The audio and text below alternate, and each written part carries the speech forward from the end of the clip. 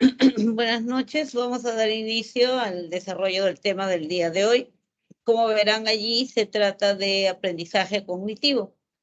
Anteriormente había mencionado el hecho de que cuando aprendemos de diferentes formas y aprendemos también diferentes cosas, ¿no es cierto? Entonces hay diferentes teorías que explican las diferentes cosas que aprendemos, las diferentes formas de aprender y las perspectivas también que existen respecto a lo que es el tema de aprendizaje.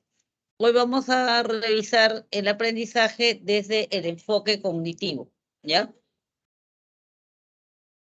Miren, muchas veces se han dado situaciones de repente parecidas a estas que ustedes han podido observar, ¿no? Como que alguien se sienta desmotivado en la clase o que de repente uno se sienta mal por tener que repetir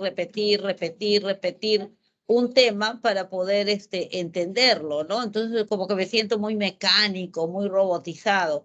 O de repente yo puedo creer haber aprendido algo y en el momento en que necesito esa información no la tengo, no se me perdió, no sé cómo la perdí.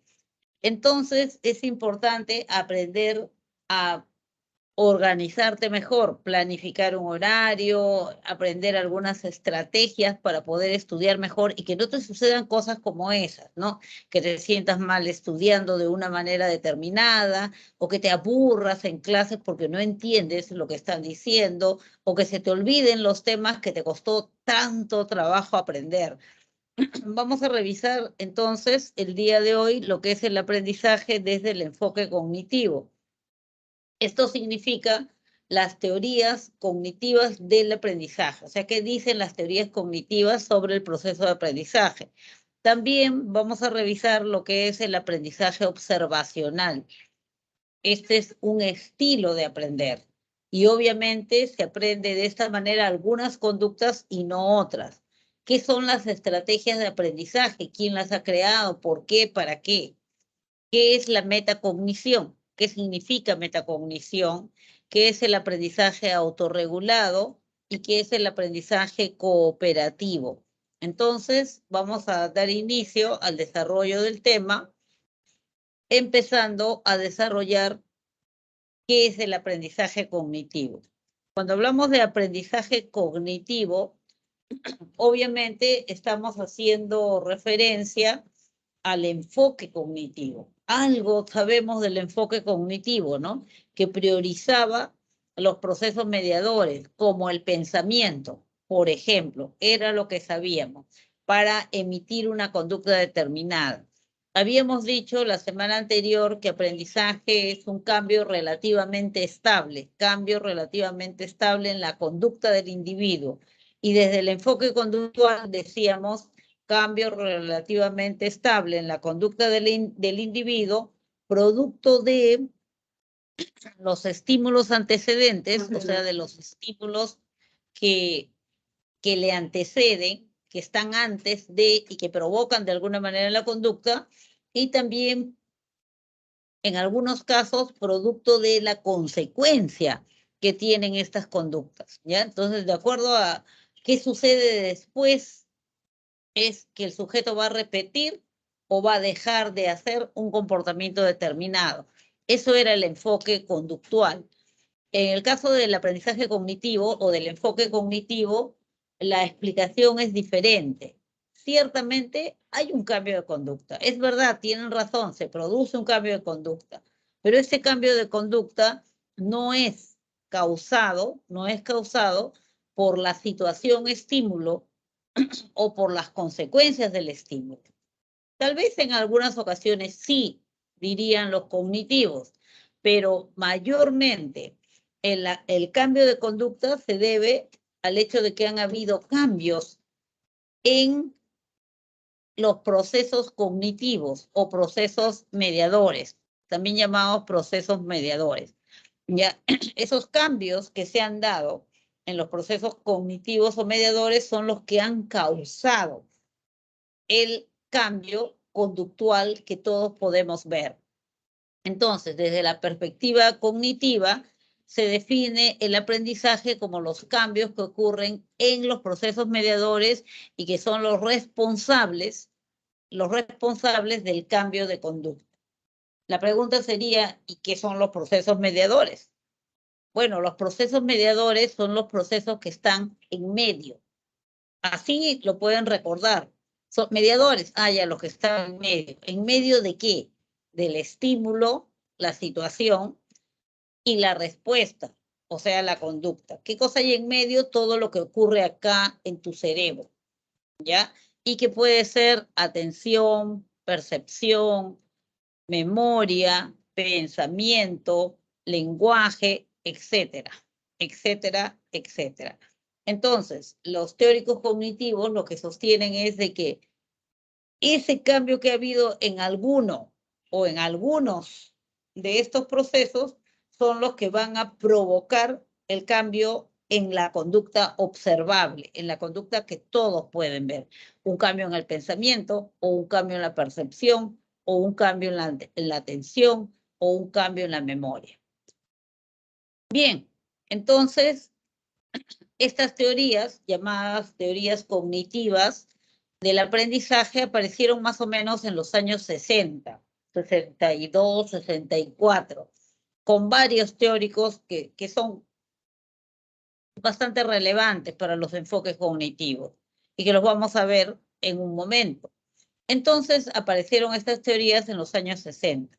Sin embargo, existe una teoría que sostiene algo que puede encajar ahí, pero es una teoría bien antigua. Es una teoría que surge de una escuela psicológica. Y como sabemos, las escuelas psicológicas datan de mucho antes, de muchísimo antes, ¿no? Entonces, me estoy refiriendo a la teoría de la Gestalt.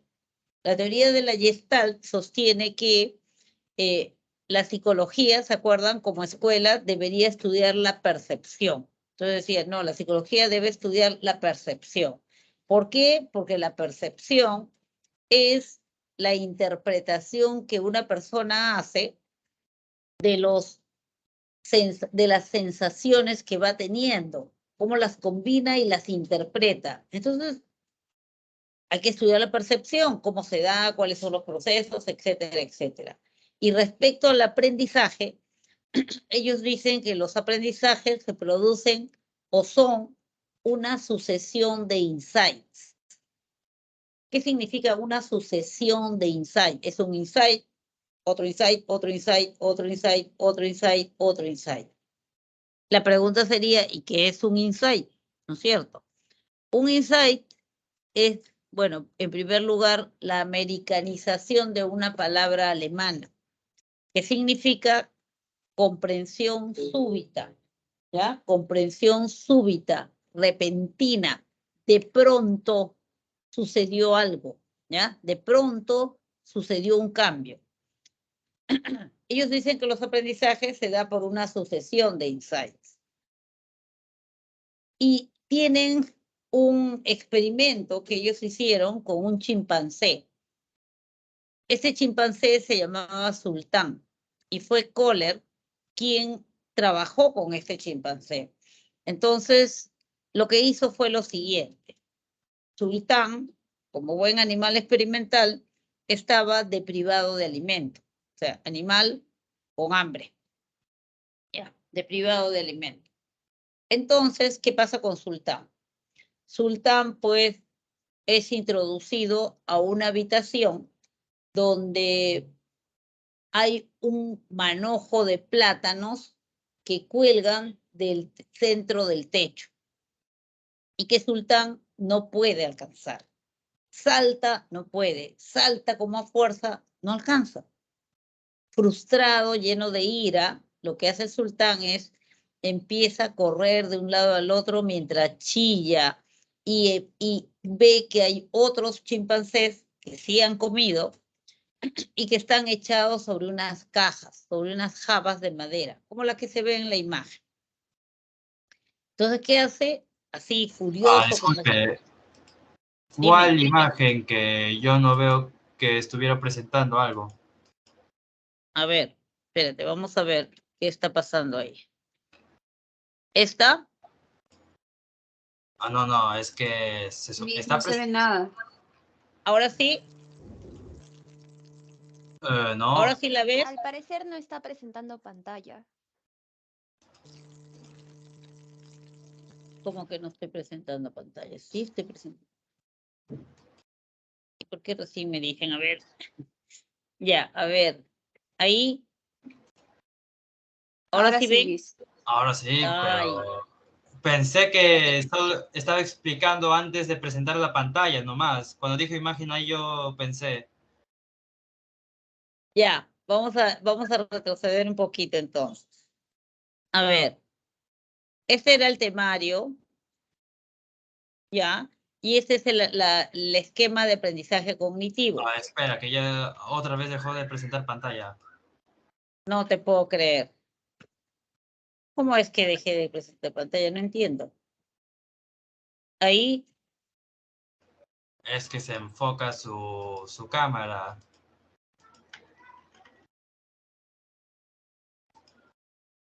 a ver, ¿qué está pasando acá?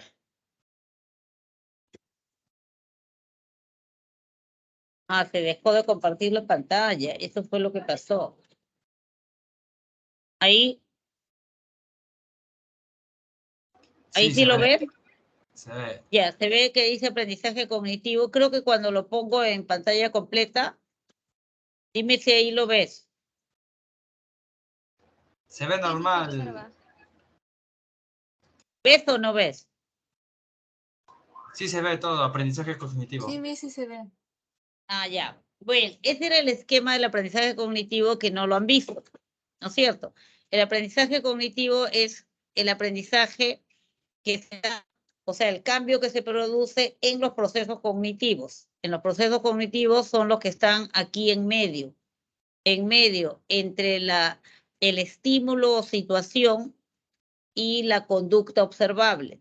Entonces, aquí en medio, ¿qué hay? La atención, la percepción, el pensamiento, la memoria, todo todos los procesos cognitivos están acá en medio. Entonces, lo que sostienen los teóricos cognitivos es que se producen cambios en la atención y por eso cambia la conducta del individuo.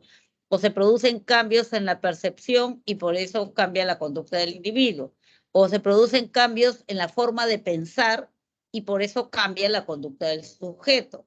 O se producen cambios en su memoria y cambia la conducta del sujeto. ¿Ya? Entonces, ellos lo que explican es que el aprendizaje se produce cuando hay un cambio en uno de los procesos cognitivos. Ya, me van a avisar cada vez que no se vea la pantalla y no sé qué cosa está pasando ahí. Ahí sí ven. Sí se ve. Sí, Miss. Ya, esta es la teoría de... ¿Ahora también?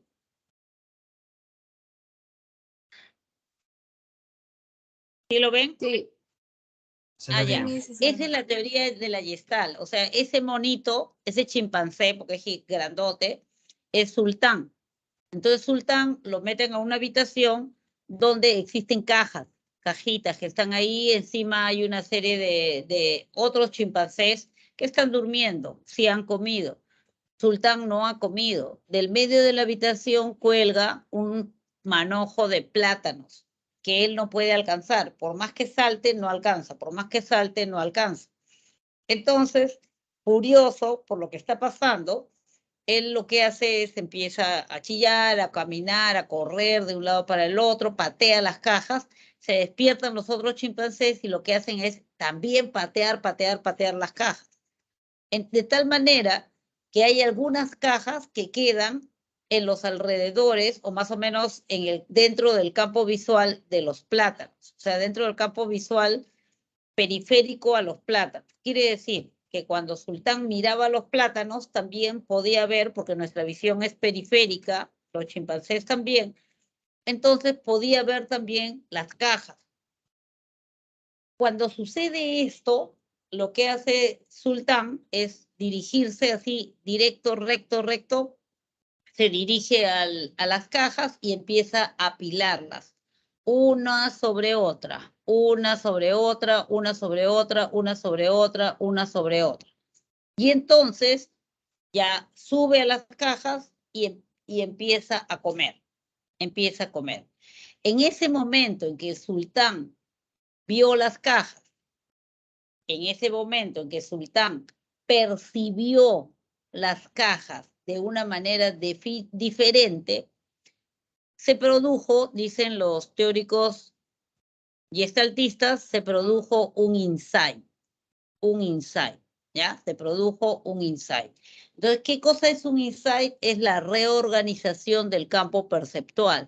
Vamos a suponer que este es su campo perceptual y aquí hay algunos elementos que podrían ser las cajas que están ahí y donde están echadas los otros chimpancés, y él no le da importancia. Pero cuando empieza a mover las cajas y las cajas ingresan al campo visual de Sultán, al momento de ver los plátanos, se produce una reorganización. Quiere decir como que hay un cambio. Estas cajas que ya se movieron, ahora él las ve de una manera diferente. Lo correcto sería decir, las percibe de una manera diferente. Entonces se reorganizó. Se organizó de una manera diferente su campo perceptual. Y entonces es como si él dijera, las cajas, claro, puedo utilizar las cajas. Obviamente él no piensa con palabras, pero lo que hace lo demuestra. Algo similar, y guardando las distancias, es lo que podría sucederles a ustedes, por ejemplo, cuando están estudiando. Vamos a suponer que están estudiando y están tratando de resolver un ejercicio, ¿ya? Entonces, tratan de resolver el ejercicio, nada. Siguen tratando de resolver el ejercicio, nada. Siguen tratando de resolver el ejercicio, nada. Entonces ya así, un poco fastidiados, dejan el ejercicio a un lado y siguen estudiando otros temas, ¿ya? Antes de acostarse con un poquito de culpa, de repente dice, voy a ver el ejercicio por si acaso. Agarran el ejercicio, lo miran y es como si las cosas hubieran cambiado, pero nadie tocó el papel. Nadie ha hecho ninguna señal, pero ustedes lo miran y es como si su visión, su forma de percibirlo cambie. ¿Cómo no me di cuenta? Claro, puedo hacer esto. Y lo hago y lo resuelvo inmediatamente. Esa comprensión repentina, esa comprensión súbita, esa comprensión rápida de un problema, al percibirlo de manera diferente, es lo que se llama insight. Claro, ¿cómo no lo vi? Eso es el insight. Entonces, lo que dicen los gestaltistas es, el aprendizaje es la suma de insight. Cada vez que tú aprendes algo, reorganizas tu campo perceptual, ves las cosas de manera diferente.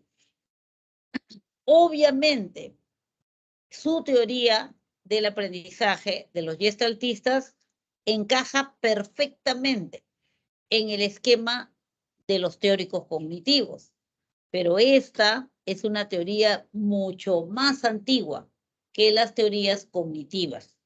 Y por eso se le dice que es una teoría precursora de las teorías cognitivas. Es una teoría antecedente que antecede a las teorías cognitivas, ¿ya? Y no se le considera una teoría cognitiva, sino una teoría precursora de las teorías cognitivas. Pero interesante lo del insight y muy interesante también aprender de allí que cuando nosotros nos quedamos pegados a un ejercicio es algo bastante perjudicial. Cuando tú repites y repites y repites el intento, ¿no? Más de 2 veces no deberían intentar. O sea, ya, intento una vez, no me sale. Intento otra vez, no me sale. Ya, si quiero ya una tercera vez, no me sale, es mejor que lo deje a un lado. Hay quienes se quedan horas frente a un ejercicio, pero lo que sucede es que tu campo visual se va angostando cada vez más. ¿Por qué? Porque yo me fijo, me pego a determinados elementos para resolverlo. Entonces me pego a esos elementos para resolverlo y cada vez mi visión es como si se fuera angostando. Nosotros le decimos una visión tubular del problema. Es como si vieras el problema a través de un tubo. Entonces solamente vas a ver algunos elementos y todo lo que está alrededor Lo dejaste de ver porque te concentraste en esos y con esos y con esos y con esos quieres resolver. Si tú ya intentaste 3 veces resolver un ejercicio y no te salió, lo más probable es que te falten elementos para resolver la situación. Así te quedes 5 horas, no la vas a resolver porque te faltan elementos para resolver el problema. Entonces, ¿qué es lo que tendría que hacer? En primer lugar, lo que podría hacer es dejarlo de lado, ponerme a estudiar otra cosa y después de unas horas volverlo a ver. O podría dejarlo de lado y al día siguiente lo veo. Dejar que medie un tiempo. ¿Por qué? Cuando pasa el tiempo, tu visión tubular con la que te habías pegado, fijado, ahora se desvaneció. Entonces, la próxima vez que lo agarres, otra vez tu visión será amplia, panorámica. Otra vez vas a ver todos los elementos. Y entonces es que se produce el insight. Claro, ¿cómo no me di cuenta de eso? No, no te dices cuenta porque estabas ahí mirando a través de un tubo. Y si no te sale después de este espacio o tiempo que has dejado de intermedio, quiere decir que no tienes los elementos, pues. Y si no tienes los elementos, es mejor que busques ayuda. Busca ayuda, no pierdes nada. Busca ayuda, que alguien te ayude, te explique, te oriente, ¿no? Entonces, eso es lo que tendríamos que hacer y que generalmente no hacemos, ¿no? Las teorías cognitivas, sí llamadas ya teorías cognitivas en sí, son las que están allí al frente. Uy, chispas. Ya me avisen si se desconectan porque no sé qué está pasando acá. La teoría del descubrimiento de Jerome Brunner, la teoría del aprendizaje significativo de David Ausubel, la teoría del aprendizaje vicario de Albert Bandura y las teorías del procesamiento de información. No hay un autor específico para hablar de las teorías del procesamiento de información.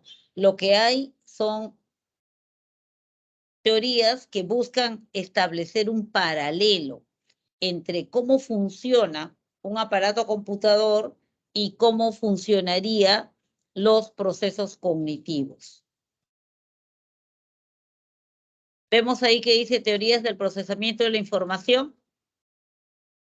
¿Qué dicen estas teorías? Lo que hacen es, les decía hace algún momento, establecer el paralelo y concluir que cuando tú aprendes, lo que haces es funcionar igual que una computadora, donde recolectas datos, por ejemplo, los datos que pones en un computador a través de tu teclado, y luego lo sometes al tratamiento de un programa. Lo trabajo en Word, o lo trabajo en Excel, lo trabajo en PowerPoint, etcétera, etcétera, etcétera. Entonces, ¿qué hago? Lo someto a un programa. ¿Cuál es ese programa? El programa, en el caso de los procesos cognitivos, en el caso del enfoque cognitivo, son justamente estos procesos llamados también procesos mediadores. Ese sería el equivalente, o sea, la analogía al programa computacional. Un programa computacional es una secuencia de acciones, ¿no? Un algoritmo. Este sería. O sea, lo que dicen las teorías cognitivas o las teorías del procesamiento de información es que los procesos cognitivos, también llamados procesos mediadores, funcionan como un programa computacional. Una vez que ingresa la información, es trabajada, tratada por estos procesos cognitivos. En alguno de ellos se producirá un cambio más acentuado, más fuerte, y generalmente cumple un rol sumamente importante, relevantísimo, la memoria. ¿Por qué? Porque la memoria es el principal almacén de la información que vas interpretando, que vas procesando.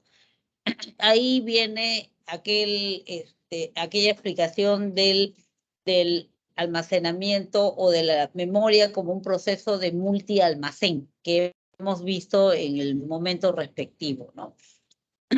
Entonces, eso es. Registro sensorial sería un poco como el teclado, que tú metes la información, atención, percepción, memoria, recuperación, pensamiento, toma de decisiones, vendría a ser como el programa computacional, Y finalmente acá faltaría la conducta. La conducta manifiesta vendría a ser como el output en el caso de la computadora, ¿no? Trabajo y luego lo imprimo, ¿no? Algo así. Hay una metáfora computacional y esos son las teorías de procesamiento de información. ¿Cuál es el proceso cognitivo para estas teorías que cumple el rol más importante? Indudablemente la memoria. ¿Por qué? Porque te permite almacenar la información, mantenerla allí por un tiempo determinado o por muchísimo tiempo o para siempre. ¿Ya? Entonces, la memoria tiene un papel relevante dentro de las teorías del procesamiento de la información. Se procesa, se almacena y se recupera la información. ¿En dónde? ¿Dónde se almacena y se procesa? En los diferentes tipos de memoria. Ahí viene la teoría mencionada y habla de una memoria sensorial, una memoria de corto plazo y una memoria de largo plazo. Eso sirvió en realidad bastante, o sea, ayudó bastante a que se entendiera, ¿no? Cómo es que se daba este procesamiento y empezaron a surgir ya netamente las que son las teorías cognitivas.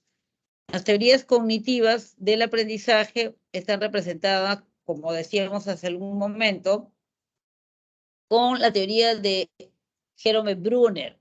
Jerome Brunner era un psicólogo educacional que sostiene, él trabajaba en ambientes escolares, esto es, en ambientes donde habían estudiantes en escuelas, generalmente de educación primaria, o lo que correspondería en nosotros a la educación primaria.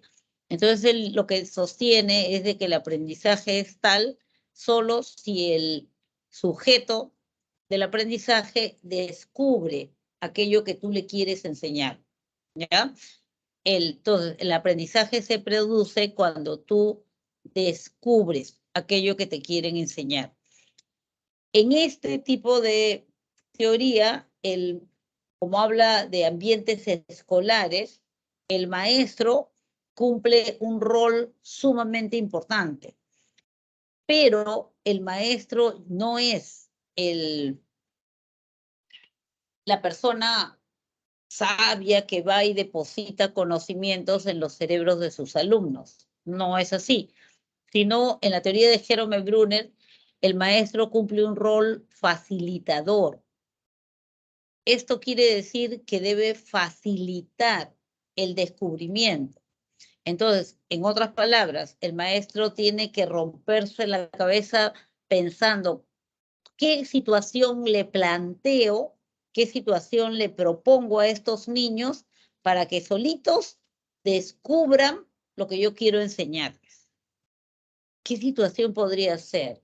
Podría ser unas lecturas, podría ser un plan de investigación, podría ser un experimento, podría ser una búsqueda de información. ¿Qué les propongo? O sea, el maestro tiene que ver, de acuerdo al tema que quiere trabajar, qué actividades le va a proponer para que los niños lo descubran.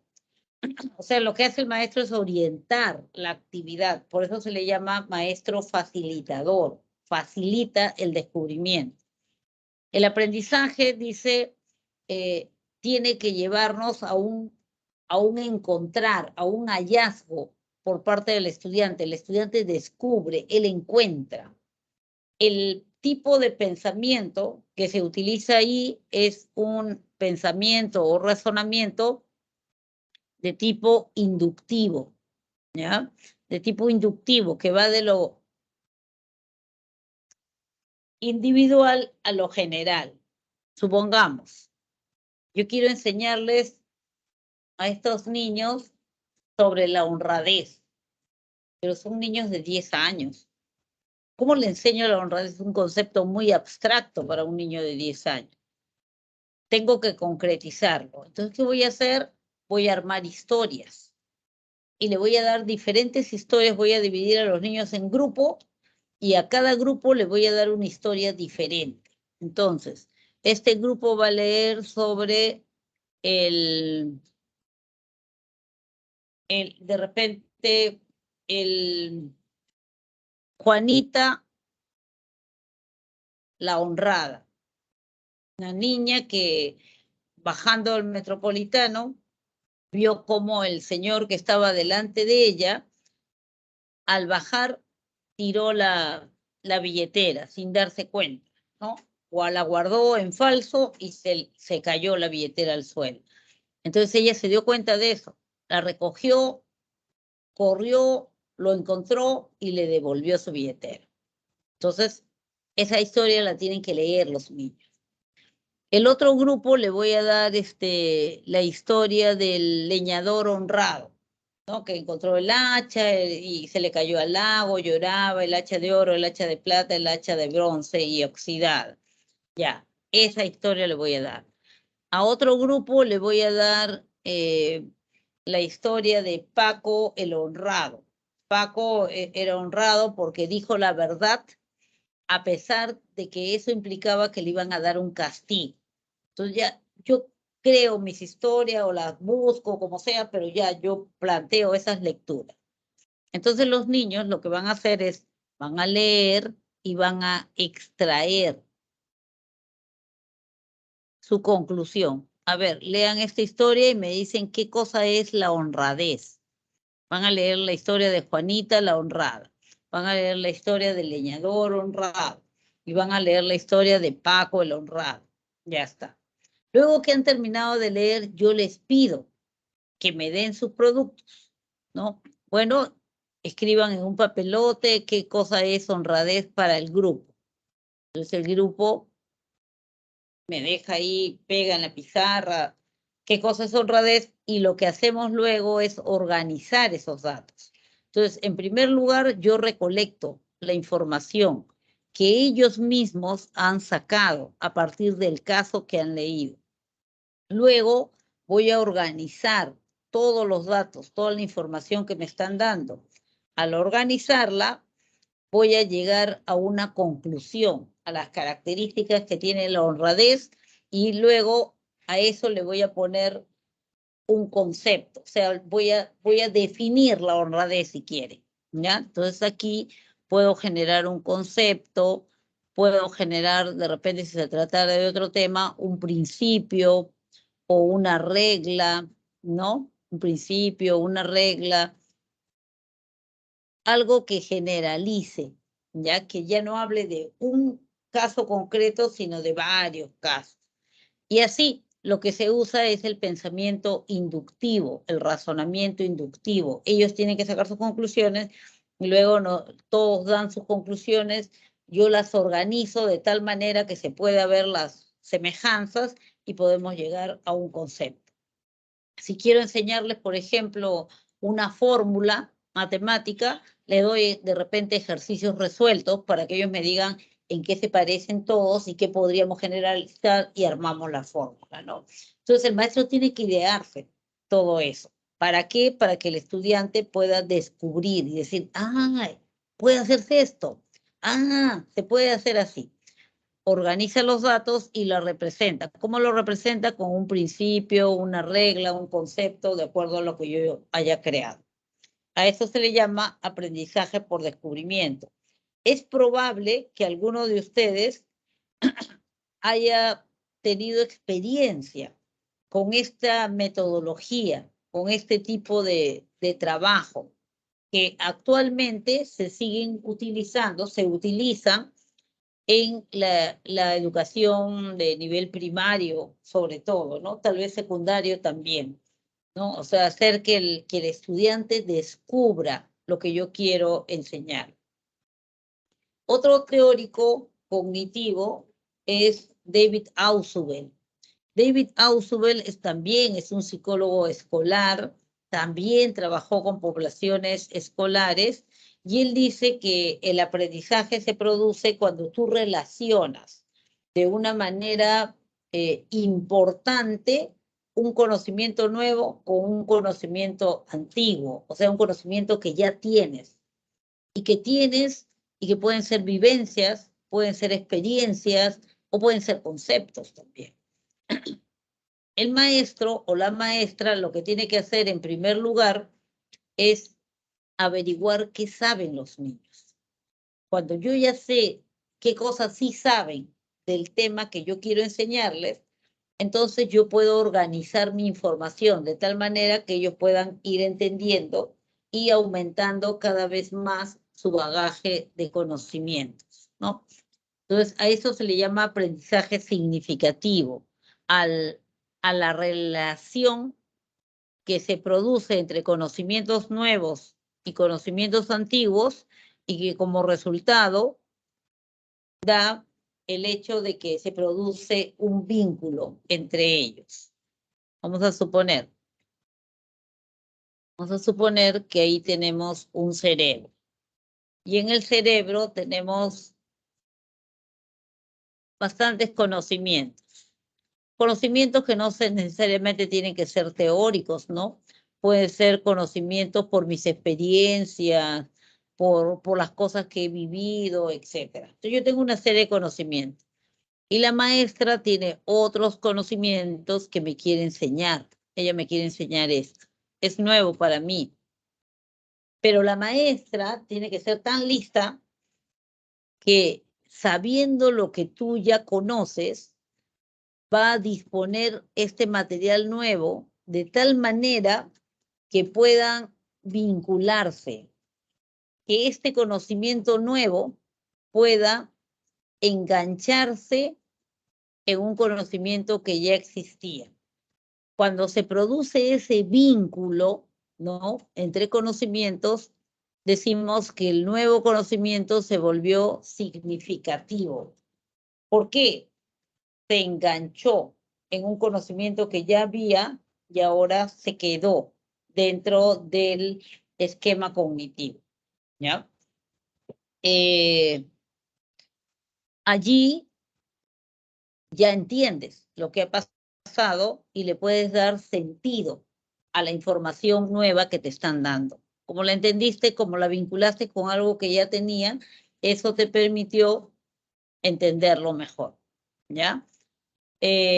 Por ejemplo, a ver,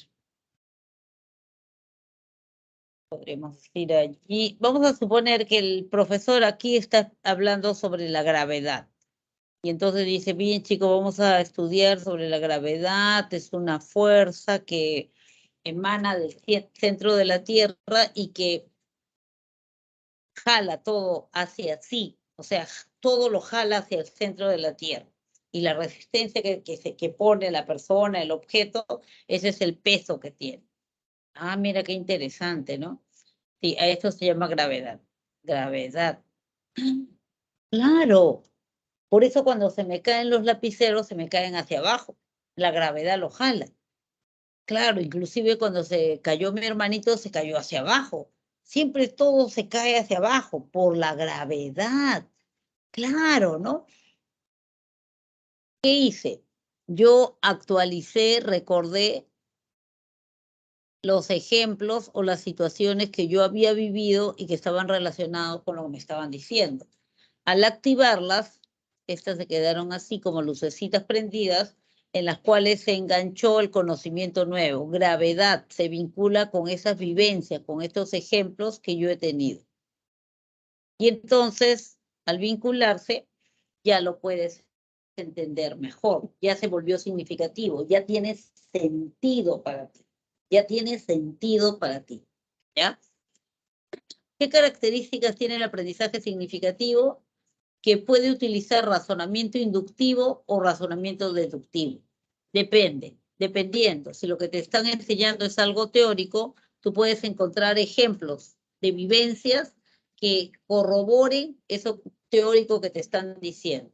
O puede ser que te estén enseñando sobre técnicas de cualquier actividad y tú tienes aquí el conocimiento teórico que explica por qué esas técnicas sí funcionan, pero ya lo vinculaste.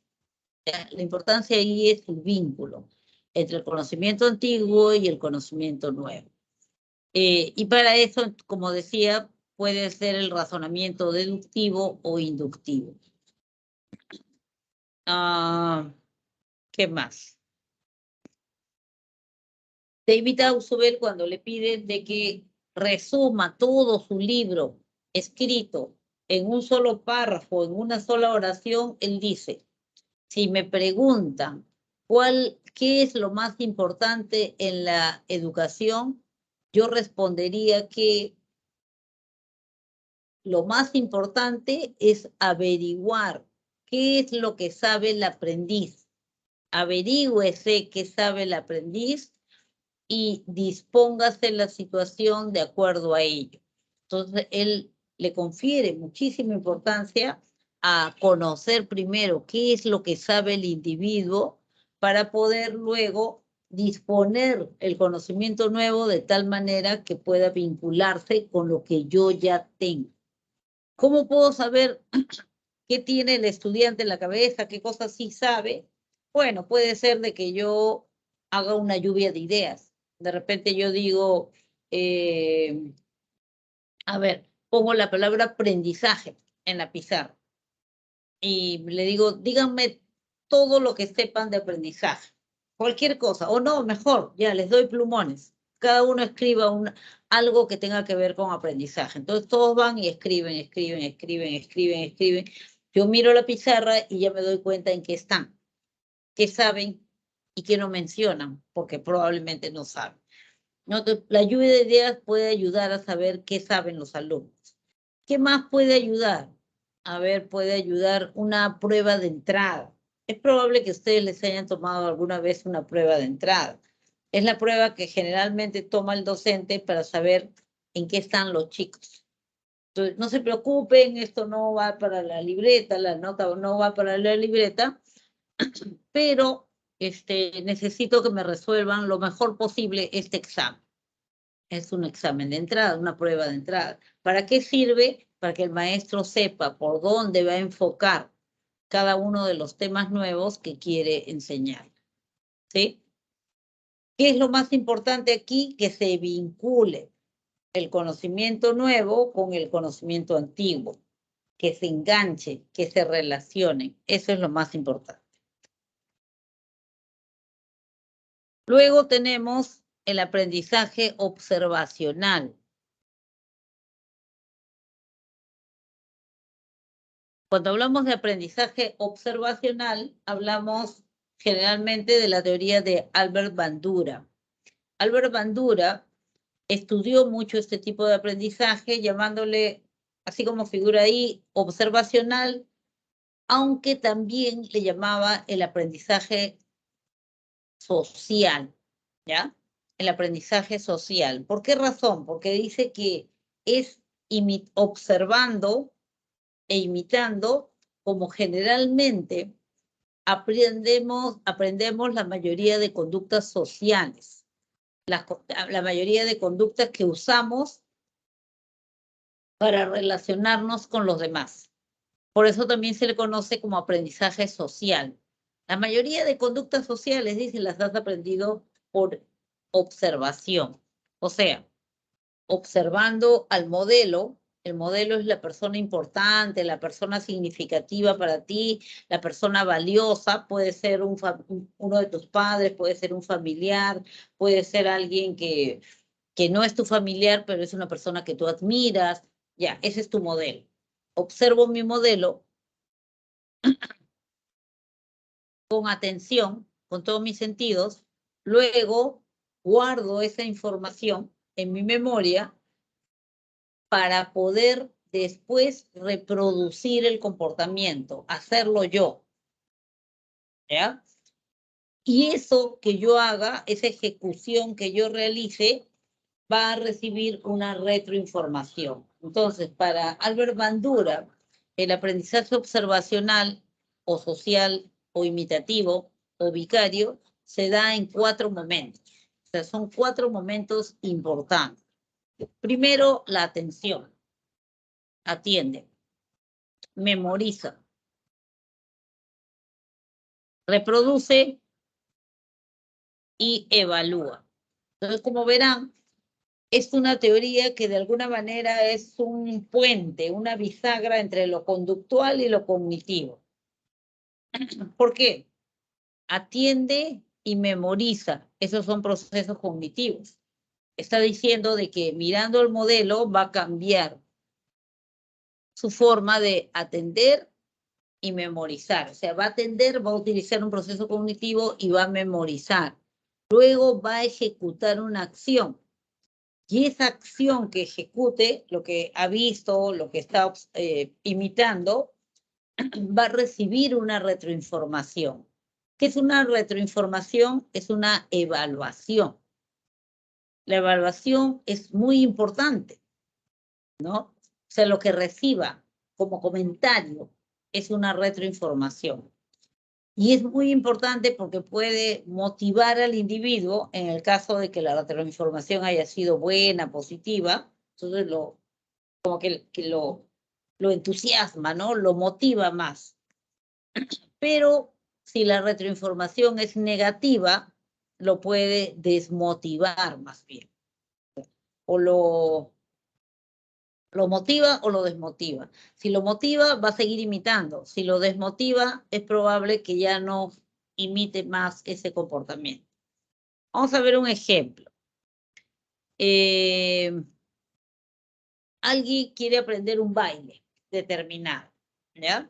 Entonces, observa el video donde están bailando, eso que él quiere aprender, observa, retiene todos los pasos y la secuencia, va a su casa, pone la música y empieza a bailar. ¿Quién le va a dar la retroinformación si no hay nadie? Él mismo, ¿no es cierto? Entonces, la retroinformación puede ser personal o puede ser del entorno. En el caso de que él mismo se diga, bien, lo estás haciendo muy bien, está casi idéntico a lo que hemos visto, tú mismo te dices, entonces te vas a sentir motivado a seguir imitando, a seguir haciéndolo, a seguir perfeccionando. Pero en el caso de que tu retroinformación sea negativa, no, nada que ver, horrible, o sea, no se parece en nada. Ya tontería de baile, ya no lo hago, lo dejo, me desmotivo y lo dejo, ¿ya? Entonces, sí, pues tiene razón, ¿no? El modelo, qué importante es el modelo para niños y para adolescentes y hasta para adultos también, ¿no? El modelo que estoy siguiendo, pero más importante durante la infancia, la niñez, ¿no? ¿A quién estoy imitando? También se le puede llamar aprendizaje vicario porque en algunos casos la consecuencia de su comportamiento no es en él mismo, no es en la persona, sino es en el modelo. O sea, yo veo que cuando mi hermano hace tales cosas, le dan permiso para salir. Entonces yo voy, imito y hago las mismas cosas para que me den permiso para salir. ¿Ya? Pero puede ser que yo observe que mi hermano hizo X cosa y lo castigaron. Entonces yo me cuidaré de no hacer eso para que no me castigue. Entonces ahí le decimos que es un aprendizaje vicario. Aprendió, pero de manera indirecta. Bien, a ver.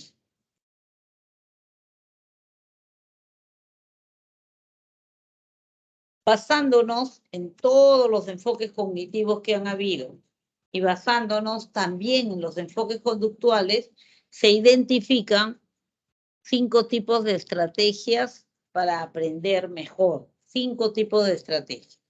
Las estrategias de repaso, las estrategias de organización, las estrategias de elaboración, las estrategias de supervisión y las estrategias de autocontrol emocional. O sea, estos 5 tipos de estrategias es importante que ustedes mismos vayan viendo, vayan midiendo, vayan evaluando cuál calza mejor con su forma de estudiar, ¿no? Con sus fortalezas que tienen o cuál es más efectiva para cada uno de ustedes.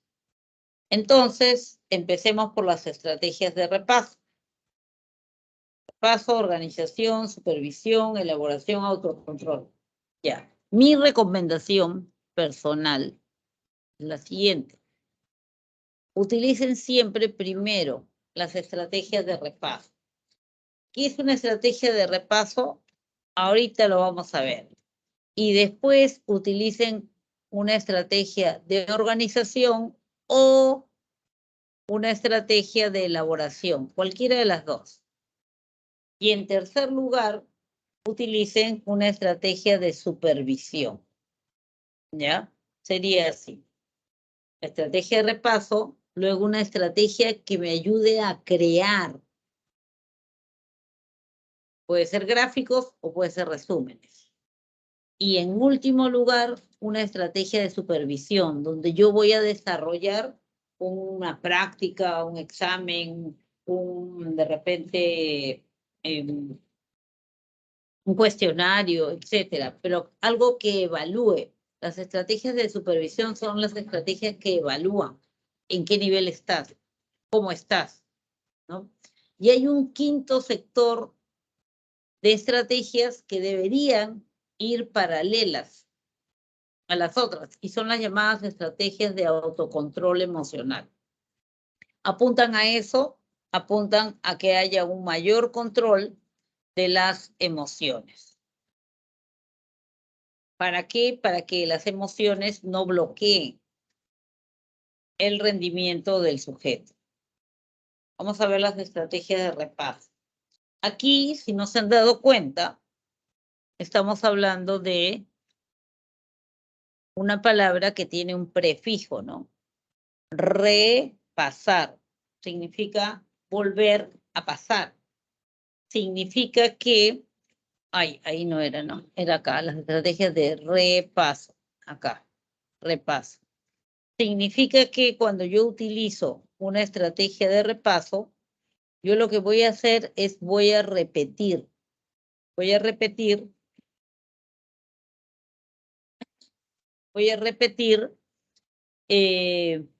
un texto o algo que pretendo aprender. Voy a repetir, ¿ya? Ya. Por ejemplo, puede ser una repetición simple. Manco capa sinchi roca yo que yo panqui maita cap manco capa sinchi roca yo que yo es una repetición simple, mecánica. O puede ser una repetición acumulativa. Generalmente nosotros lo que hacemos es lo siguiente, ¿no? Entonces, agarro mi texto y lo vuelvo a leer. Estoy repasando. De repente, agarro mi texto, lo vuelvo a leer y subrayo. Sigue siendo un repaso. Ahora agarro mi texto, vuelvo a leer y resalto. Voy a usar resaltador y de colores. Sigue siendo repaso. ¿Por qué?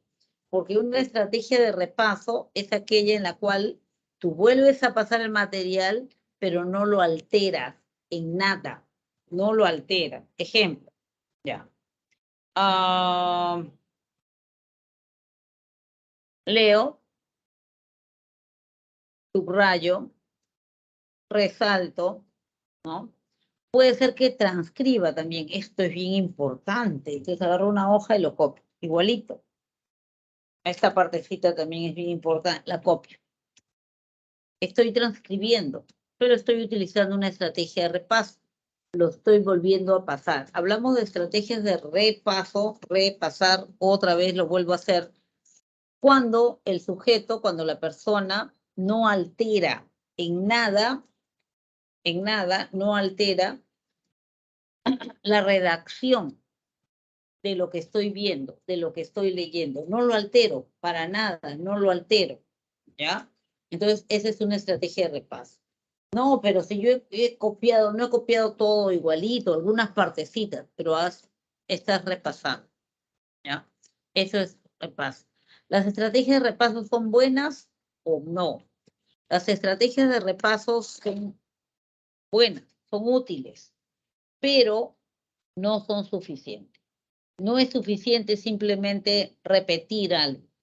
No es suficiente simplemente resaltar o subrayar. No es suficiente. Transcribirlo. No es suficiente. ¿Por qué? Porque esa información que tú repasas mecánicamente es una información que va a la memoria de corto plazo. Y las memorias de corto plazo, como ustedes saben, son memorias es una memoria transitoria, es una memoria limitada. Quiere decir que no dura para siempre. No dura para siempre. Entonces, yo solamente he subrayado, resaltado, nada más, y ahí me quedé y digo, ya estudié. Error. Eso no es estudiar. Has empezado a estudiar, pero te quedaste. Entonces, ¿qué tiene más que pasar para yo decir, sí, he estudiado? Bueno, en primer lugar, como decía hace un momento, utilizo una estrategia de repaso. Ya. Resalto, subrayo, todo. Importante, sí, porque estoy marcando las partes que considero importantes. ¿Qué más? Ya está, subrayé, todo ya. Segundo lugar, lo que yo tendría que hacer es utilizar ahora una estrategia de creación. Hay dos tipos de estrategias que te permiten crear. Las estrategias de elaboración y las estrategias de organización. Aquí le llamamos estrategias de elaboración, cuando tú vas a elaborar algo, que puede ser un resumen, que puede ser un ensayo, que puede ser una analogía, que puede ser una metáfora, entre otras, ¿no es cierto? Pero tú lo elaboras. Esa es una estrategia de elaboración. Por ejemplo, hacer un resumen. Leo. Acá tengo los apuntes que he tomado. Leo. Luego dejo y digo, ya lo dejé. ¿Qué cosas me dijeron? ¿Qué cosa decía sobre el aprendizaje? Ah, ya. Decía que es un cambio, pero... y escribo todo lo que yo he entendido. Eso es una elaboración. Eso es un resumen. ¿Por qué? Porque ahora no te quedaste con la forma de redactar del constructor, de la separata, no. Ahora tú fuiste más allá. Tú creaste tu propio recurso. Creaste tu propio material. Es tan tuyo, porque lo has dicho con tus palabras, con tu estilo, con tu forma de hablar, de pensar, de escribir, que tú puedes firmarlo, porque es de tu autoría, ¿ya? Entonces, esas son estrategias de elaboración. Después del repaso, elaboro algo.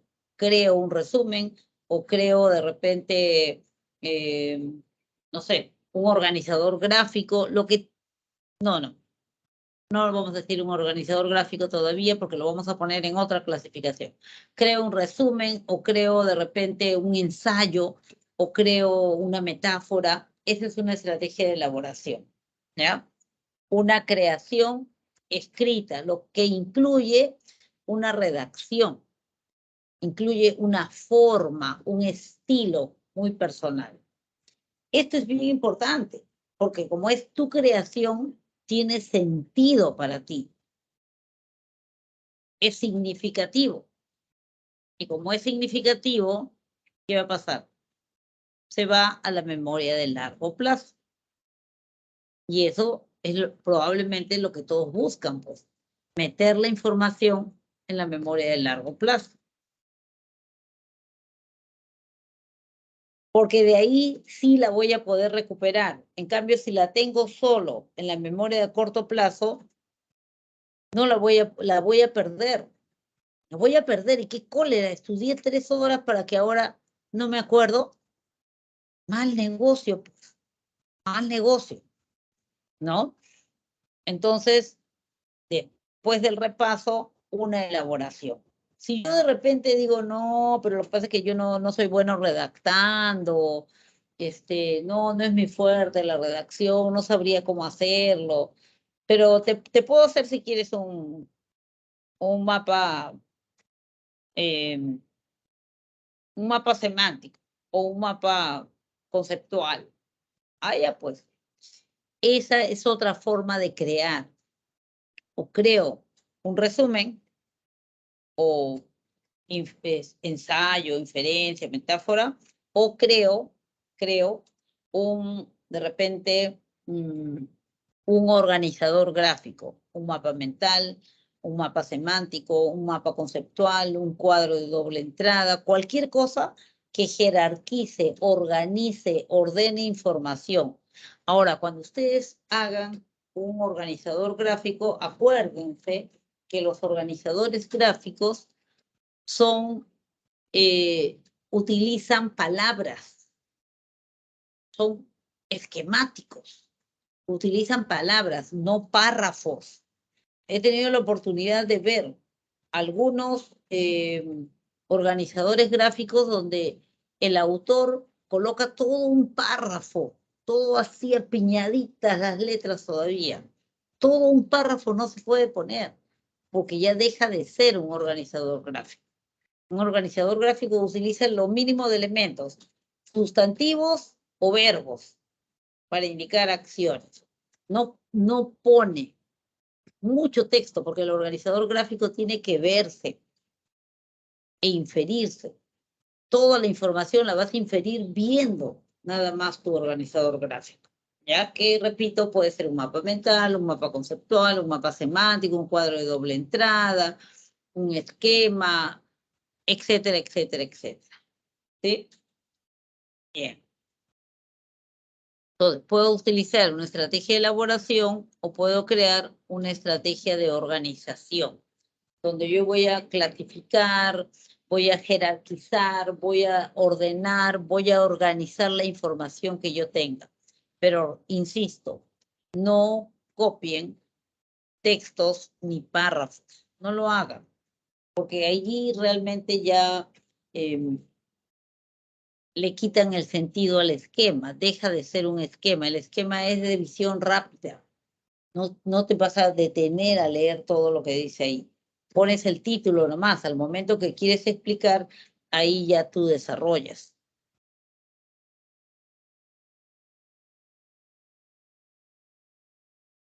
Y en tercer lugar, porque ya tenemos primero las estrategias de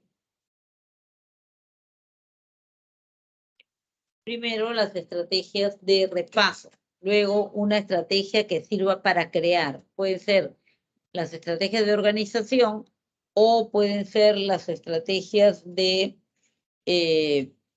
elaboración, cualquiera de las dos. ¿Terminé eso? ¿Ya terminé de estudiar? No, tienes que evaluar lo que has aprendido, evaluar si tu esquema o tu resumen que acabas de hacer es lo suficientemente sustancioso o para rendir un examen. ¿Ya? Entonces tú te vas a supervisar. Entonces, ¿qué haces?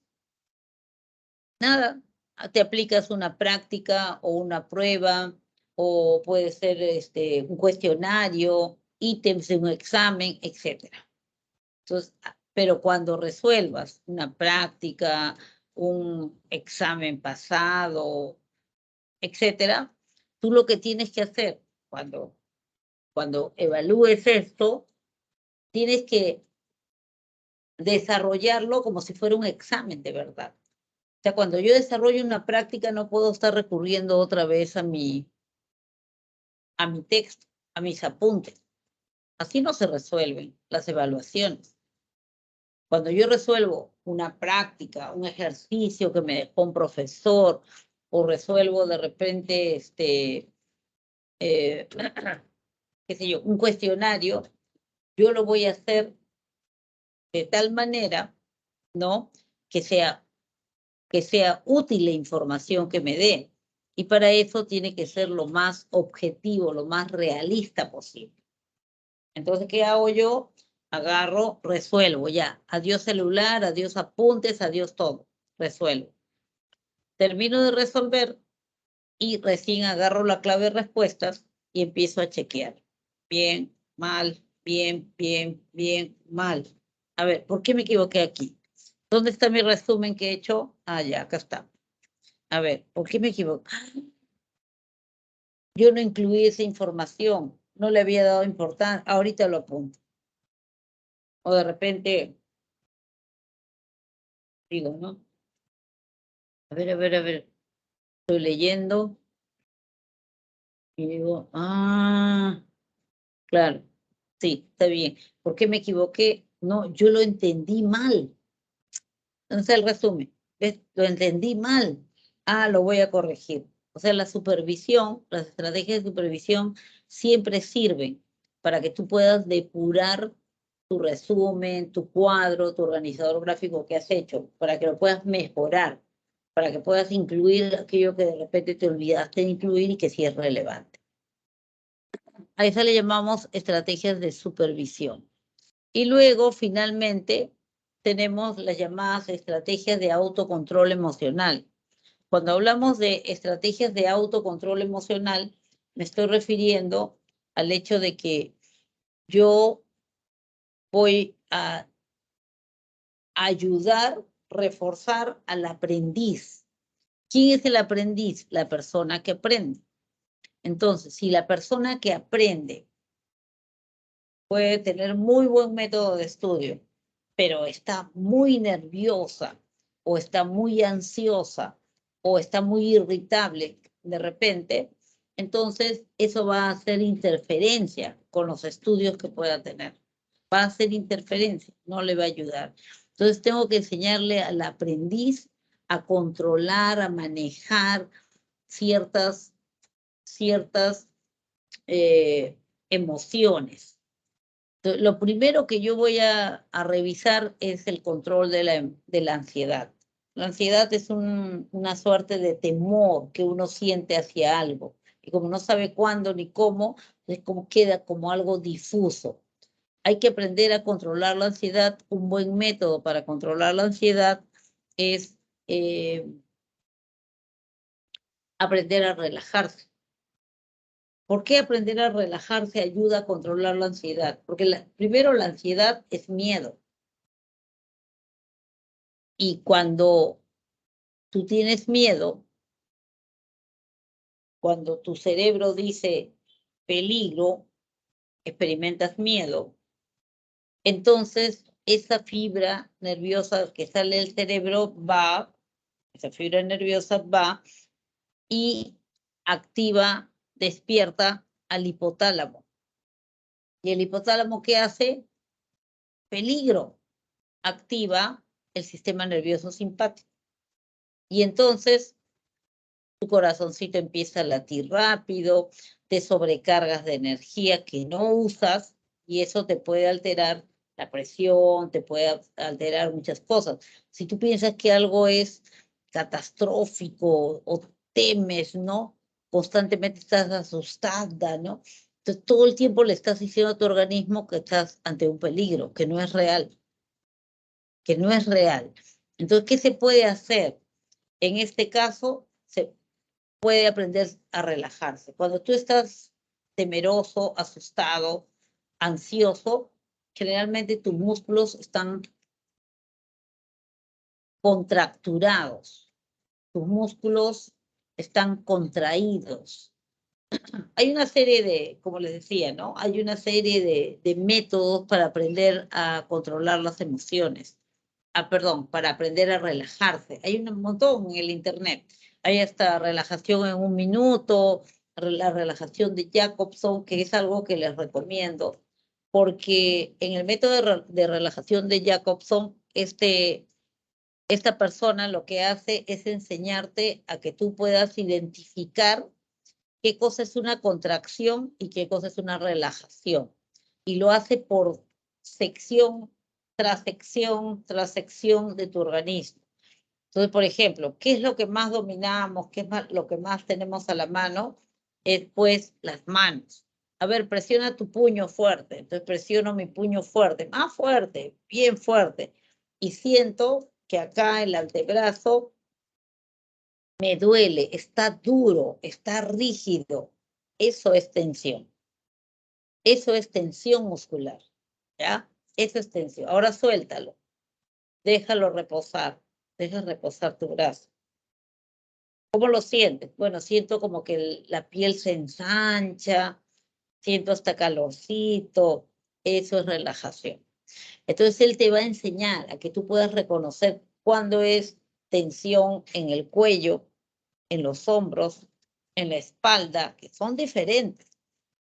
La tensión de repente se me acumula no sé, ya dije los hombros, o puede ser la cabeza y me duele la cabeza, ¿no? Entonces, Tú vas a aprender así, contraponiendo, contrayendo, relajando. Vas a aprender a identificar dónde se alojó tu ansiedad, en el cuello, no, en los hombros, en la espalda, etc. Pero como aprendes a identificar, puedes también mandar relajar esa sección, esa parte y no todo. Al comienzo, los métodos de relajación generalmente toman tiempo. O sea, toman tiempo porque al comienzo tú vas a aprender a relajarte en una situación de tranquilidad, ¿no? Echadita, echadito, ¿no? Sobre tu cama, sin dormirte. Entonces tú aprendes, pues. Aprendes a relajarte allí y eso toma su tiempo. Pero haces toda la secuencia para identificar cada sección. Pero poco a poco, en la medida que tú vas avanzando, tú ya puedes simplemente ordenando a tus músculos contraerse o relajarse. Relajarse en determinada zona donde tú lo sientes muy contracturado, ¿no? Entonces puedes lograr hacer eso, ya no echado en tu cama, de repente ya sentado. Y un nivel más alto, ya no solo sentada, de repente caminando, de repente, qué sé yo, en medio de una discusión, aprender a relajarte. Pero son niveles a los que vas accediendo. Entonces, ¿cuál es la idea ahí? Tu cerebro, si tu cerebro siente que tu músculo está contraído, eso lo identifica como que estás tenso, hay un peligro. Entonces, alarma al hipotálamo y el hipotálamo simplemente activa el sistema nervioso simpático. Pero si tú aprendes a relajar, el cerebro capta también esa sensación y dice, músculo relajado, no hay peligro, tranquilidad, no activa el hipotálamo y entonces puedes mantenerte relajado. O sea, es como un círculo. Se acrecienta o se relaja y deja que el sistema nervioso parasimpático cumpla con su función. Entonces, para el control de la ansiedad, el manejo de la relajación es bien importante. ¿Qué otra cosa se trabaja cuando hablamos de autocontrol emocional en el estudiante, en el aprendiz? Hablamos de fortalecer la autoeficacia. Autoeficacia significa autoeficacia. Yo solo me convierto en una persona eficaz. ¿Cómo puedo fortalecer mi autoeficacia? Puedo empezar confiando en mí mismo, apostando por mis progresos, por mis avances. La inseguridad generalmente no deja avanzar, pero para eso hay todo un programa, ¿no? En el que tú tienes que inclusive aprender a diferenciar, ¿no? Cuáles han sido los logros que has ido teniendo a lo largo de tu vida, cuáles han sido los progresos que has ido teniendo, y de esa manera tú vas a poder valorar aquello que te demuestra que sí, pues, que hay muchas ocasiones en las cuales tú has sido una persona exitosa. Y tiene que ver con la autoestima, porque cuando hablamos de autoestima, hablamos de valoración. Entonces, también es importante aprender a promover la autoestima. Citar, hacer una lista de los logros que yo voy alcanzando, de las mejoras que voy haciendo, de los logros que he obtenido en mi vida, de los pensamientos que estoy manejando. Y justo coherente con las teorías, con el enfoque cognitivo, la importancia de los pensamientos. Muchas veces nosotros mismos, con nuestros pensamientos, nos boicoteamos, sin darnos cuenta, nos boicoteamos. Entonces, por ejemplo, yo tengo la idea metida en mi cabeza de que no, nunca voy a poder con la matemática. Y justo tengo que estudiar álgebra. Y me estoy diciendo, nunca voy a poder con la matemática. Estoy boicoteando mi propio rendimiento. Y a veces uno tiene esas ideas, ¿no? Tan absolutas, jamás. Esos son pensamientos irracionales. Ustedes descubren que un pensamiento es irracional, o sea, no racional, porque siempre utiliza palabras absolutas. Nunca, voy a poder con este curso. Nunca es una palabra absoluta. No deja salida. Este curso es muy difícil para mí. Eso está mejor que decir nunca voy a poder con este curso. ¿Por qué? ¿Por qué cierras todas las puertas? Hay que ser realista al evaluar también, ¿no? O jamás entenderé eso. Jamás. O sea, ya para toda la vida te sentenciaste, ¿no? O siempre he sido malo en matemáticas. Siempre, ¿cómo que siempre? Sí, siempre he sido malo en matemáticas. Pero yo me acuerdo haber visto en tu casa un diploma que tienes de una maratón de matemáticas que ganaste. ¿Cómo que siempre has sido malo? No, pero eso es de la primaria, pues. Pero ganaste. Pero era chiquito, pues. Era de chiquitos, pues esas cosas de chiquitos. Pero todos eran chiquitos, ¿no? Y tú los ganaste, todos eran de tu edad. Entonces, eso de que siempre he sido malo es una exageración. Y muchas veces nos movemos en ese mundo, pues, de las exageraciones, de absolutizar, de ser irracional. Esto es terrible. Jamás voy a poder. No, si fallo en tal cosa, ya estoy perdido. Pero te la crees.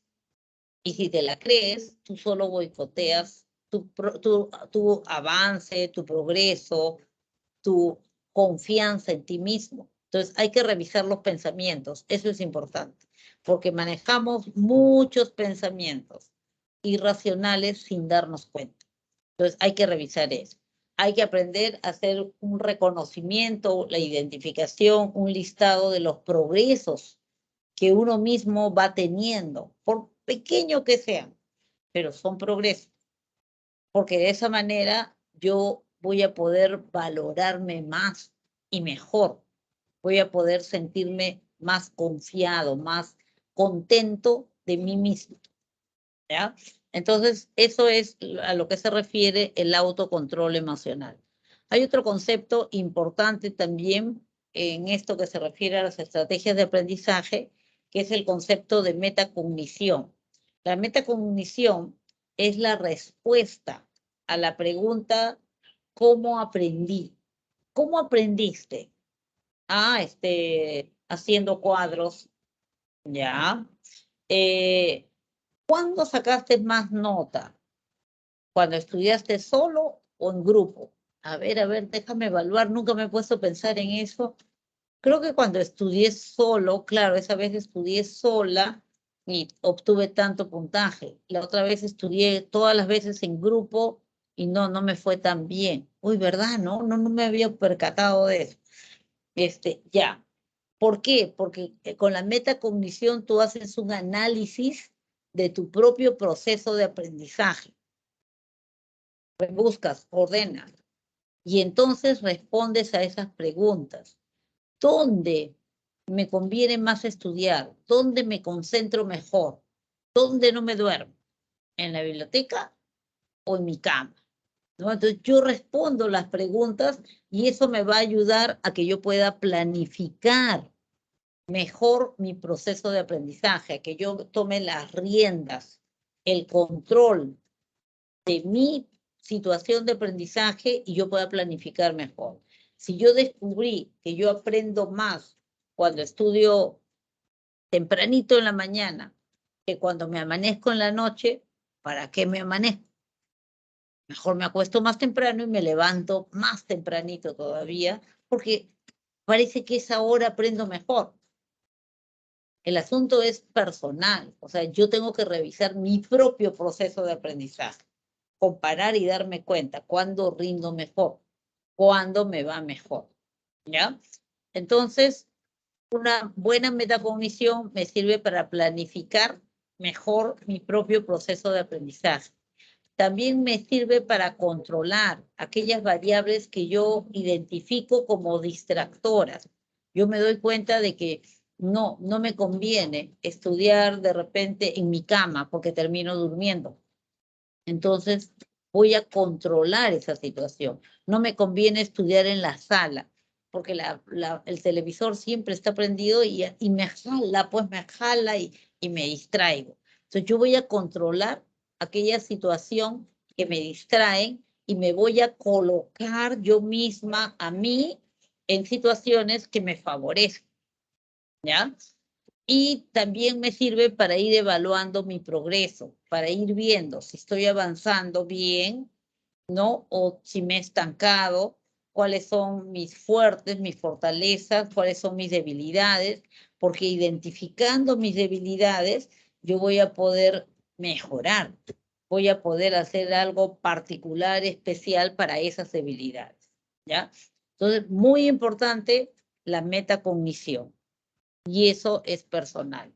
Otros dos conceptos que son relativamente nuevos es el aprendizaje autorregulado y el aprendizaje cooperativo.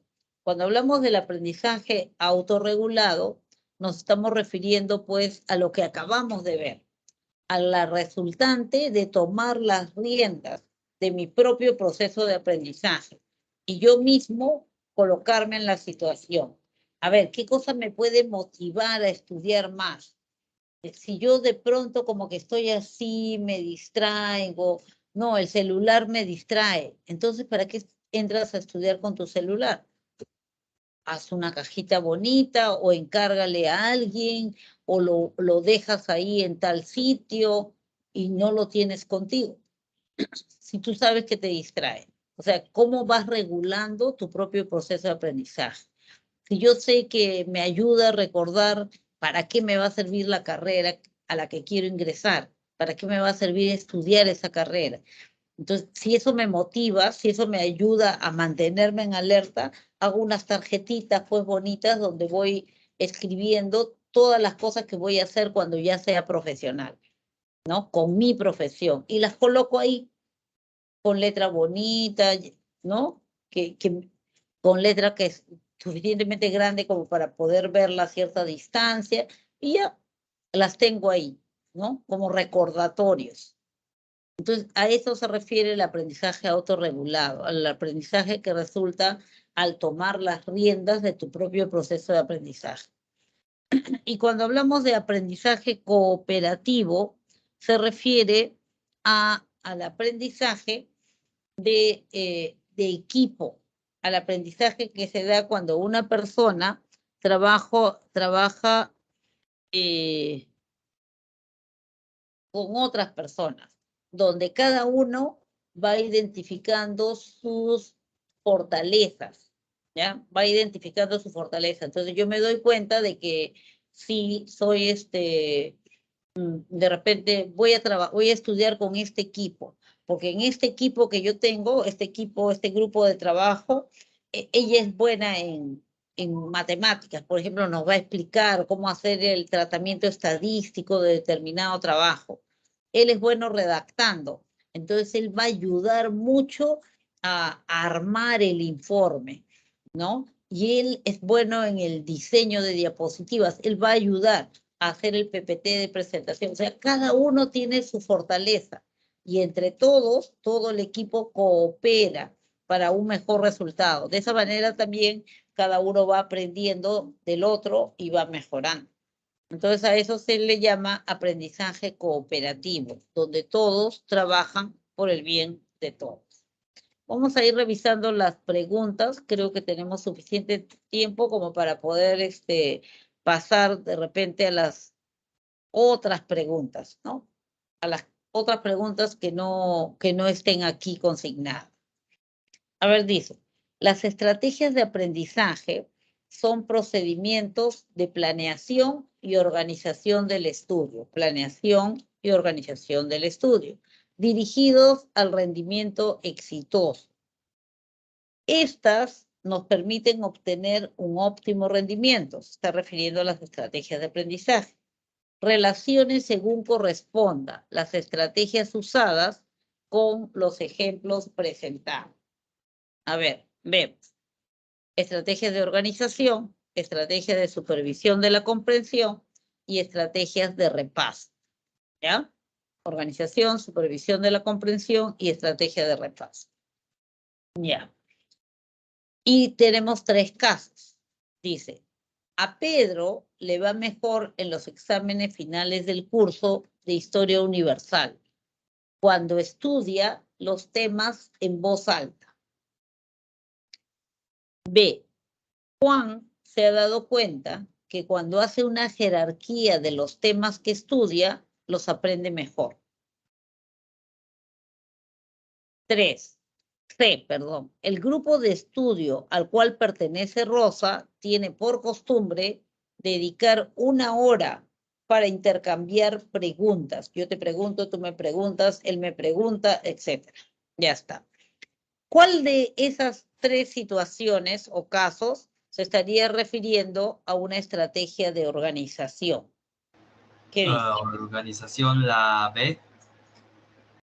A ver, Juan se ha dado cuenta que cuando hace una jerarquía, claro, porque está hablando de jerarquizar conocimiento. La 1 sería B.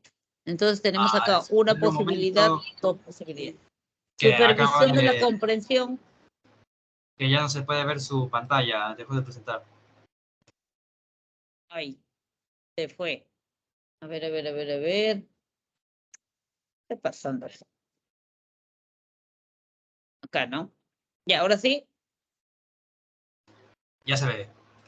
Ya, bien. ¿Cuál sería supervisión de la comprensión?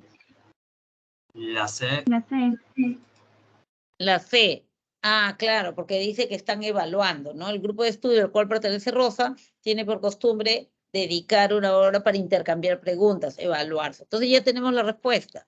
Si yo digo que la 1 es la B y la 2 es la C, vamos a ver 1B, 2C, la 3, lo único que le queda es la A, ¿no es cierto? Entonces tenemos la respuesta en la letra B. Correcto, esa es la respuesta. Vamos a ver la otra. Dice,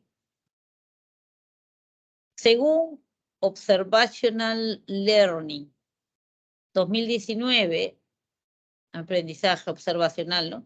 La violencia familiar es común en muchas familias. Numerosos estudios apuntan a que los niños que crecen en un entorno en el que las agresiones físicas o verbales son frecuentes, tienden a mostrar estos mismos comportamientos en sus propias relaciones, tanto de jóvenes como de adultos. El tipo de aprendizaje que explica este evento es el aprendizaje por descubrimiento significativo, procesamiento de información, vicario por insight. ¿Qué dice? Vicario. Vicario, correcto, vicario, que es el sinónimo que se usa para el aprendizaje observacional o aprendizaje imitativo. Muy bien, copió la conducta de los modelos. 3. Ana realiza una identificación de los puntos fuertes y débiles que tiene para resolver los ejercicios de matemáticas procediendo creativa y heurísticamente. Entonces, ella identifica cuáles son sus puntos fuertes y débiles. ¿Para qué? Para poder resolver los ejercicios de matemática de manera creativa. Además, se ha dado cuenta que haciendo pausas de 5 minutos entre ejercicio y ejercicio, no se cansa y puede culminarlos todos eficazmente. Del caso se puede indicar que Ana usa la estrategia llamada insight, descubrimiento súbito, metacognición, aprendizaje por descubrimiento. Seguro. Ella identifica los puntos fuertes y débiles que tiene para resolver los ejercicios. Y entonces aplica creatividad. Metacognición, claro que sí. Ella está analizando su propio proceso de aprendizaje y está tomando medidas. Eso se llama metacognición. Es la estrategia que está utilizando, el análisis de su propio proceso de aprendizaje. Dice, además se ha dado cuenta que haciendo pausas de 5 minutos entre tema y tema, o ejercicio y ejercicio, no se cansa y puede terminarlos todos, ¿no? Entonces, sí se está refiriendo a la metacognición. Vamos a la siguiente. Hoy no, la siguiente era esa. Ya, entonces vamos al... ¿Hay tiempo? Sí, tenemos un poco de tiempo. Entonces, ahora sí, voy a dejar de compartir. Sí, dejé de compartir, ¿no es cierto?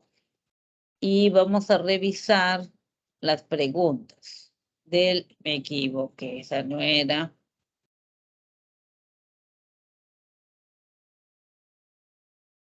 A ver las preguntas acá.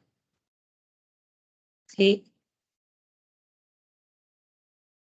Esto, ¿no? El Word, ¿están viendo? Sí se ve. ¿Están bien? Sí se ve un Word, ¿no? Ya. Entonces aquí tenemos algunas otras preguntas. Por ejemplo, dice, en un aula los estudiantes realizan una tarea organizándose en equipos. Hacen grupos en los que hay un estudiante sobresaliente con el objetivo de ayudar a que todos aprendan. Planifican los temas a estudiar y constantemente se evalúan para conocer si lograron los aprendizajes. De este caso, se puede concluir lo siguiente. 1. Al realizar una tarea de forma grupal, se estaría aplicando el tipo de aprendizaje llamado por descubrimiento, ¿verdadero o falso? ¿Qué dice? Al realizar No, una tarea de... ¿Ah? no se estaría dando. ¿No se está viendo? No, que es falso esa primera, que no se estaría dando entonces. Ah, ya, es falso. Ya. Porque acá el enunciado dice, ¿qué se puede concluir, no? Ya, al realizar la tarea de forma grupal, ¿se está aplicando el tipo de aprendizaje llamado por descubrimiento? No, no se puede concluir eso. El método de enseñanza-aprendizaje que se usa en este caso, el método de enseñanza-aprendizaje que se usa en este caso, es el que se conoce como aprendizaje cooperativo. ¿Verdadero o falso? Verdadero. ¿Qué dice? Verdadero. Verdadero, claro. 3. La planificación y evaluación constante corresponde al tipo de aprendizaje llamado vicario. Falso. Falso, claro que sí. Entonces, falso, verdadero, falso. Falso, verdadero, falso. Solo 2 sería la respuesta, ¿no es cierto? La letra B. Solo 2 es la correcta. 3, 5. En un seminario sobre las teorías de aprendizaje, un ponente señala lo siguiente: el aprendizaje solo es posible cuando los estudiantes tienen reforzadores que incrementan su conducta a estudiar. Otro ponente cuestiona esta opinión y señala: el aprendizaje es resultado de factores internos más que de externos. El alumno aprende cuando se da un cambio en alguno de sus procesos mediadores. Según las teorías conductistas y cognitivistas, identifique el valor de verdad de las siguientes proposiciones. 1. La propuesta del primer ponente expresa la posición de las teorías cognitivas del aprendizaje. ¿Verdadero o falso? Falso. Falso, correcto. Falso. 2. Es necesario que haya reforzadores para que se dé el proceso de aprendizaje, los cuales permitirán un cambio en los procesos mediadores. Falso. Falso, muy bien. Tercero, lo señalado por el segundo ponente expresa la propuesta de las teorías cognitivas. Verdadero. Verdadero. Tenemos falso, falso, verdadero. Y la respuesta correcta está en la letra A. Letra A. Vamos a la 6. Un profesor de psicología explica a sus estudiantes acerca de los procesos mediadores que intervienen en el aprendizaje cognitivo y señala que aquellos funcionan como el sonido de un timbre cuando apretamos el interruptor, los circuitos que permiten el funcionamiento de la computadora, el programa que genera la aparición de las letras cuando tipeamos, el apagado de una computadora cuando se acaba la batería, los libros que usamos para transmitir los conocimientos. Profesor de psicología explica a sus estudiantes acerca de los procesos mediadores que intervienen en el aprendizaje cognitivo y señala que aquellos, o sea, los procesos mediadores, funcionan como, ¿cuál sería la respuesta correcta? ¿La B? La B, vamos a ver, dice, los procesos mediadores son aquellos que se producen entre el estímulo y la respuesta. Son procesos inferidos, dado que no se pueden observar. En el caso presentado, cuando una persona presiona una letra en el teclado, el programa del procesador de texto se activa de acuerdo con la programación y permite que aparezca en la pantalla la letra correspondiente. Entonces, la respuesta correcta que les están dando es la letra C. Los procesos mediadores que intervienen en el aprendizaje cognitivo funcionan como el programa que genera la aparición de las letras cuando tipeamos. O sea, se infiere su funcionamiento, pero no se ve. A eso se está refiriendo, ¿no? Son procesos inferidos, no se pueden observar. Cuando presiona una letra en el teclado, el programa del procesador de texto se activa de acuerdo a la programación y permite que aparezca en la pantalla la letra, pero no se vio cómo apareció. Vamos a la número 7. Dice, el aprendizaje cognitivo se puede explicar mediante diferentes teorías que comparten la premisa de mediación interna entre el estímulo y la respuesta. En ese sentido, relacionen las teorías cognitivas con las situaciones que a continuación se describen. Teorías del procesamiento de información, teorías del aprendizaje significativo y teorías del aprendizaje por descubrimiento. Vamos a ver los casos. Josué tiene como método de estudio hacerse preguntas sobre lo que conoce de la lección que va a empezar a estudiar. B. Tino tiene como filosofía de aprendizaje investigar por su cuenta los temas que le interesan bajo la guía de su tutor. C. Marco repasa regularmente su lección de historia, ya que sabe lo importante que es la memoria para su aprendizaje. ¿Cuál de estas tres situaciones estaría más relacionada con las teorías del procesamiento de la información? La C. La C. Exacto, porque está hablando de la importancia que le da a los procesos de memoria. Y las teorías de procesamiento de información habla del multialmacén memorístico, ¿no? ¿Cuál correspondería con el aprendizaje significativo? La B. ¿Seguro? La A. La A, porque dice que tiene como método de estudio hacerse preguntas sobre lo que conoce de la lección que va a empezar a estudiar. Es como si estuviera activando sus conocimientos antiguos, sus saberes previos, para luego atrapar los conocimientos nuevos que le den. Entonces ya tenemos la respuesta. Si la 1 es la C y la 2 es la A, entonces tenemos 1C, 2A y la 3 sería la B. ¿Cierto? Y la respuesta estaría en la B. Sí, está en la B. Ahí está. Vamos a la 8. Manuel, por más que intentaba hallar la solución de un problema con los procesos de producción de su empresa, no pudo resolverlo. Manuel, por más que intentaba hallar la solución a un problema con los procesos de producción de su empresa, no pudo resolverlo. Sin embargo, un día mientras jugaba tenis, la solución apareció en su mente y finalmente pudo solucionarlo. En dicho caso vemos representado el concepto de, dado que la dificultad para solucionar el problema llegó en un momento en el que llega, dado que ante la dificultad para solucionar el problema, llega un momento en que se da una de la información y logra resolverlo. ¿Cuáles serían las palabritas que tendrían que entrar ahí? En dicho La C. caso, vemos representado el concepto de Insight.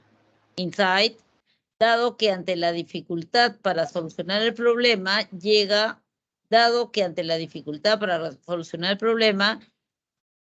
un momento en que se da una reorganización de la información y logra resolver. Sí, encaja bien. La respuesta está en la letra C. Y luego tenemos la 9. Dice, según Brunner, el aprendizaje, Jerome Brunner, teoría del aprendizaje por descubrimiento. El aprendizaje por descubrimiento plantea la forma más conveniente de enseñar y aprender. Por tanto, identifique la o las afirmaciones correctas o correctas en relación con los planteamientos de esta teoría.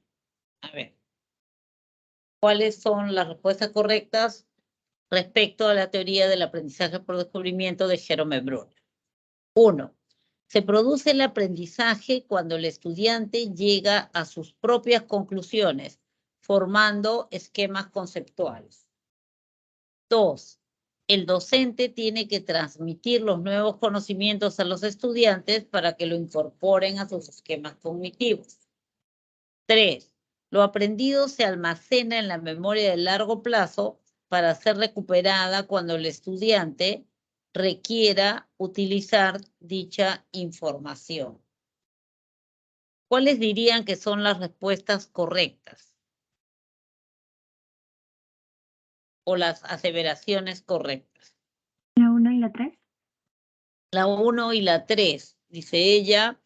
La letra B.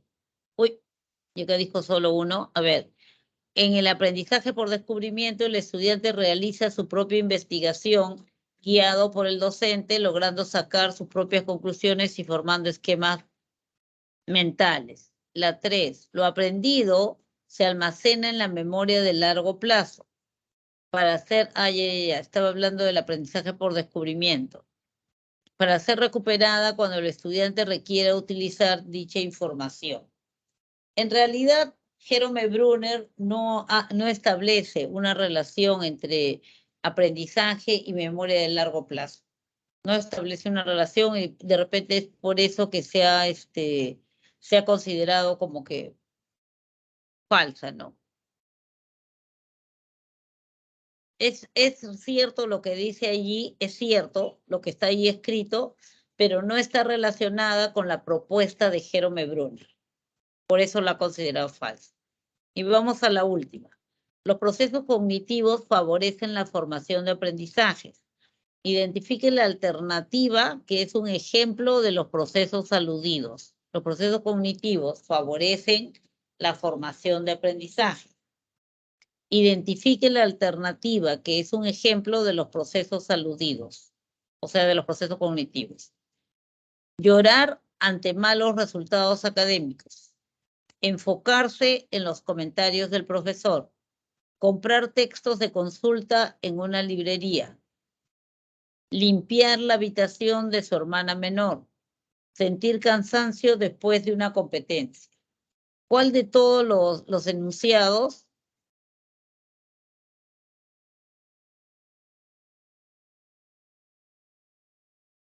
es un ejemplo de procesos cognitivos?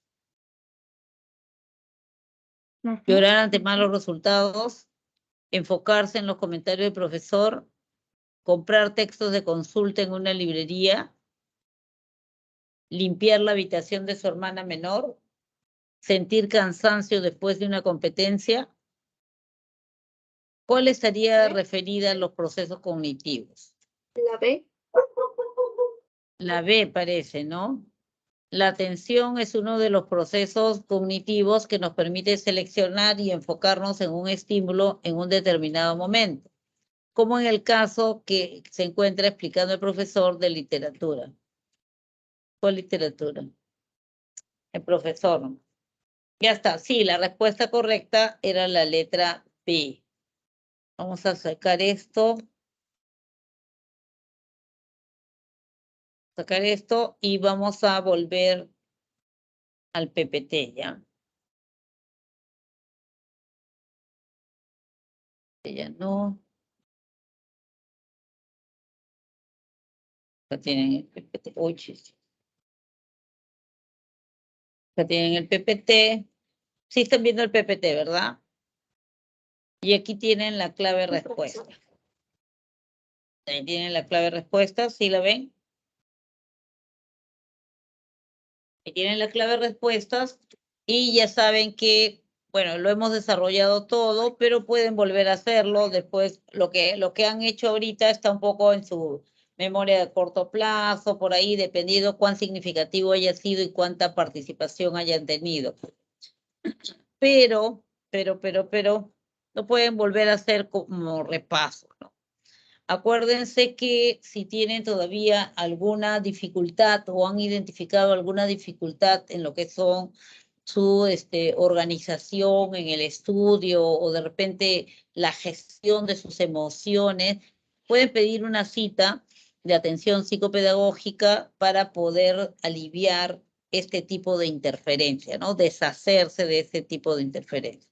Eso sería todo por ahora, chicos. Muchísimas gracias por estar ahí. Espero que les vaya súper bien. Felicitaciones por seguir trabajando, por ser cada día mejor, por acopiar más conocimiento y poder utilizarlo también. Eso sería todo. Muchísimas gracias. Ya nos vemos la próxima semana.